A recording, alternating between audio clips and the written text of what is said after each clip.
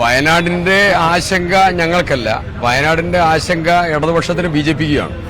വയനാട്ടിൽ ഒരു തെരഞ്ഞെടുപ്പിനോട് ഒരു സാമാന്യമായി നീതി പുലർത്തേണ്ട മിനിമം ഉത്തരവാദിത്തം പോലും LDFും BJPയും അവിടെ സൂക്ഷിച്ചിട്ടില്ല. അവർ അവസാനത്തെ ഒരാഴ്ച മാത്രമേ പ്രചരണം നടത്തിയിട്ടുള്ളൂ. പഞ്ചായത്ത് ഇലക്ഷൻ കമ്മിറ്റി ഓഫീസ് വരെ ഓപ്പൺ ചെയ്യാതെ ഇടതുപക്ഷം BJPയും പോയ ഒരു തെരഞ്ഞെടുപ്പാണിത്. ഞങ്ങളുടെ വോട്ടുകളൊക്കെ അവിടെ കൃത്യമായി പോൾ ചെയ്തിട്ടുണ്ട്. ഒരു ടെൻഷനും അക്കാര്യത്തിൽ വേണ്ട. കഴിഞ്ഞ 2024 മെയ്യിലെ ഭൂരിപക്ഷത്തെക്കാൾ വലിയ ഭൂരിപക്ഷം അവിടെ ഇത്തവണയുണ്ടാകും.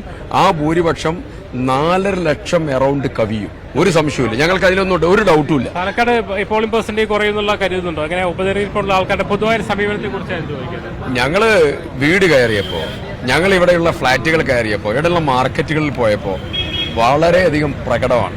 ഞാൻ ഒരു തെരഞ്ഞെടുപ്പ് രംഗത്ത് പിന്നെ സാധാരണഗതിയിൽ നമ്മൾ ആവേശത്തോട് സംസാരിക്കും. ആ ആവേശത്തോടു കൂടി സംസാരിക്കുന്നതിനപ്പുറം ജനങ്ങൾക്ക് വളരെ വിസിബിളാണ്. എന്നു മുതൽ എന്നറിയോ, രണ്ടുപേരും രാഹുലിനെതിരെ അപരന്മാരെ വെച്ച നിമിഷം മുതൽ ഒരുമിച്ചുള്ള അവരുടെ പ്രയാണം, അവസാനം ഹോട്ടലിലെ റെയ്ഡ് ഉൾപ്പെടെ എല്ലാ കാര്യത്തിലും അവർ ഒന്നിച്ച് നീങ്ങുകയാണ്. ഇടതുപക്ഷ സ്ഥാനാർത്ഥിയും പിന്നെ BJP സ്ഥാനാർത്ഥിയും ഇവർ രണ്ട് സിസ്റ്റവും ഒന്നിച്ച് നീങ്ങുകയാണ്. ജനങ്ങൾ വളരെ വിസിബിളാണ് ഈ കാര്യത്തിൽ. ഇത്തവണ രാഹുൽ ജയിക്കാൻ പോകുന്നത് പാലക്കാട് കണ്ട ഏറ്റവും വലിയ ഭൂരിപക്ഷത്തിനായിരിക്കും. ഈ അവിശുദ്ധ സഖ്യത്തിനെതിരെ ജനം കൃത്യമായി വിധിയെഴുതും. ആ വിധിയെഴുത്ത് പാലക്കാട് ത്രസിപ്പിക്കുന്ന വിജയം, ആവേശകരമായ വിജയം രാഹുലിനുണ്ടാവും. അത് ഞങ്ങൾ മനസ്സിലാക്കിയത് അതിന്റെ പ്രകടനമായിട്ടുള്ള ഉദാഹരണം ജനങ്ങൾ ഇങ്ങോട്ട് വളരെ കൃത്യമായി പറയാം. ഇനി നിങ്ങൾ വരേണ്ടതില്ല, ഞങ്ങൾ തീരുമാനിച്ചു എന്ന് പറയുന്ന ഘട്ടമാണ് ഇന്നലെ ഞങ്ങൾക്ക് ഫീൽ ചെയ്തത്. വോട്ടിംഗ്